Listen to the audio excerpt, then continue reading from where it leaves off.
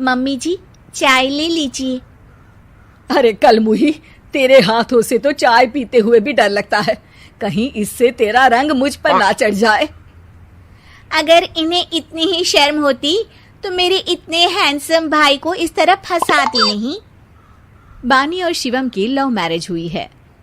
बानी के ससुराल में उसकी ननद और सास हैं, जिन्हें अपने गोरे रंग पर बहुत गुरूर होता है, जिस वजह से वो बानी को सिर्फ उसके सांवले रंग की वजह से नापसंद करती है और हमेशा उसे ताने सुनाती रहती हैं। बानी उनकी सभी जली कटी बातें सुनकर चुपचाप वहां से चली जाती है। तुम माँ और छोटी को कुछ बोलती क्यों नहीं? मम्मी जी बड़ी हैं, हर छुटकी ना समझ, इस तरह उन्हें उल्टा जवाब देना सही नहीं। मेरी जिम्मेदारी उनकी सेवा करना है, जो मैं पूरे दिल से हमेशा करती रहूंगी। ऐसा बोलकर बानी रसोई में जाकर रात के खाने की तैयारी करने लगती है। रात को खाना खाते हुए बानी की सास उसे कहती है, कल मैंने अपनी फ्रेंड्स के साथ किटी पार्टी रखी है, समय से सारा खाना बना देना और अपना मनहूस चेहरा लेकर ज्यादा उनके सामने मत आना, समझी? माँ, बानी आप दोनों की कितनी परवाह करती है, फिर भी आप उससे इतना बुरा व्यवहार क्यों करती हैं? अरे एक तो लव मैरिज करके इस कलमुही को हमारे सर पर लाकर बिठा दिया और अब हम इसे कुछ बोल भी नहीं सकते क्या? भैया तो इनकी तरफदारी करेंगे ही, आखिर इन्होंने पूरी तरह उन्हें अपने वश में जो किया है। जिसे जो करना है करे, बस कल मेरा सारा काम समय पर हो जाना चाहिए। इस पर सब खाना खाकर सोने चले जाते हैं और अगले दिन बानी जल्दी उठकर सास की किटी पार्टी के लिए तैयारियां शुरू कर देती है, जिस पर पार्टी शुरू होने के बाद सास की सहेलियां कहती हैं, अरे वाह री, तेरी बहू ने तो बड़े स्वादिष्ट समोसे बनाए हैं। हाँ भाई, रंग कैसा भी हो, खाना बनाने में बिल्कुल अन्नपूर्णा है। अरे इसकी भी क्या बात करनी, मेरी बेटी से मिलो, इसकी सुंदरता के आगे तो उर्वशी रंभा भी फेल है। उर्वशी रंभा को तो फेल कर देगी, पर क्या अन्नपूर्णा बन पाएगी? अरे इसे काम करने की क्या जरूरत, उसके लिए बानी है तो, और मैं तो इसकी शादी भी किसी नौकर चाकर वाले घर में ही करूंगी। बानी वापस रसोई में चली जाती है और किटी पार्टी चलती रहती है। उसी रात को बानी की सास गुस्से में चिल्लाते हुए अपने कमरे से बाहर निकल कर आती है। हाय रे, चोरी हो गई, मेरे पैसे, पक्का पक्का इस कलमुही की वजह से हुआ है ये सब। अरे क्या हुआ माँ, कौन सा आसमान टूट गया?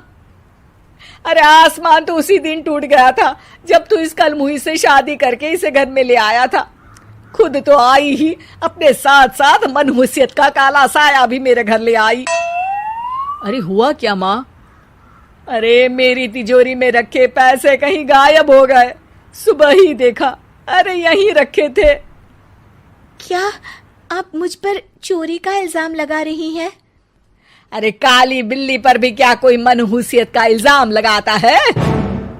ऐसा बोलकर बानी की सास वहां से चली जाती है, जिसके बाद शिवम और बानी बात करने लगते हैं।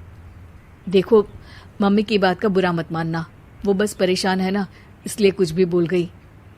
वो परेशान नहीं, मुझसे नफरत की वजह से ऐसा बोलकर गई हैं। उन्हें मैं हमेशा एक आंख नहीं सुहाती। देखो बानी, अगर तुम चाहो तो हम दूसरा घर लेकर वहां शिफ्ट कर सकते हैं। आखिर तुमसे प्यार करके तुम्हें अपनी जिम्मेदारी पर इस घर में लेकर आया हूं, इस तरह टॉर्चर नहीं होने दे सकता। अगर आप साथ हैं तो मुझे किसी चीज की टेंशन नहीं, और आखिर वो हमारी बुजुर्ग हैं, हम उन्हें और छुटकी को इस तरह अकेले छोड़कर कैसे जा सकते हैं? इसके बाद बानी भी अपने कमरे में चली जाती है और अब हर रोज उसकी सास की तिजोरी से पैसे गायब होने लगते हैं। इसी तरह कुछ समय बीत जाता है और वो हर बार हर चीज का इल्जाम बानी पर लगाती है, पर बानी कभी कुछ भी नहीं बोलती। कलमुही नास पीटी, बहू को घर की लक्ष्मी बोलते हैं, ये तो पनौती बनकर आई है, पनौती। एक रात बानी की सास को आधी रात में प्यास लगती है, तो वो पानी पीने रसोई की तरफ जाती है। तभी उसे अपनी बेटी के कमरे में कुछ आवाज सुनाई देती है। हाँ हाँ, मैंने मम्मी की तिजोरी से हर रोज थोड़े थोड़े पैसे निकाल कर हम दोनों के लायक खूब पैसे इकट्ठे कर लिए हैं। और मम्मी आज तक उस सब के लिए भाभी को ही जिम्मेदार समझती है। तुम बस जल्दी से आकर मुझे यहाँ से ले जाओ और हम कहीं दूर जाकर शादी कर लेंगे। मम्मी को कुछ पता नहीं चलेगा, सब मुसीबत खत्म। अपनी बेटी की ये सारी बातें सुनकर बानी की सास भौंचक्की रह जाती है और अपने कमरे में वापस चली जाती है। जब अगली सुबह बानी सास के कमरे में आती है, मम्मी जी, क्या बात है, आज आप कमरे से बाहर ही नहीं आई? आपकी तबीयत तो ठीक है ना? क्या छुटकी कमरे से बाहर आई या तुम उसके कमरे में गई? नहीं नहीं, क्यों, जाना है क्या? मैं अभी चली जाती हूँ। नहीं, कोई कहीं नहीं जाएगा। इस पर वो बानी को साथ लेकर कमरे से बाहर आती है, जहाँ शिवम भी होता है।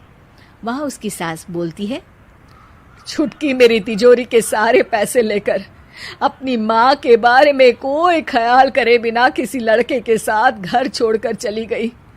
और बहू, तुमने मुझ जैसी सास की सेवा करने के लिए अपने ही पति के साथ दूसरे घर जाने से मना कर दिया। मैंने हमेशा तुम्हारा रंग देखा अच्छा ही नहीं, जो मेरी सबसे बड़ी गलती है। मुझे माफ कर दे बेटा। और इसके बाद बानी की सास कभी अपनी बहू की तारीफ करते थकी नहीं।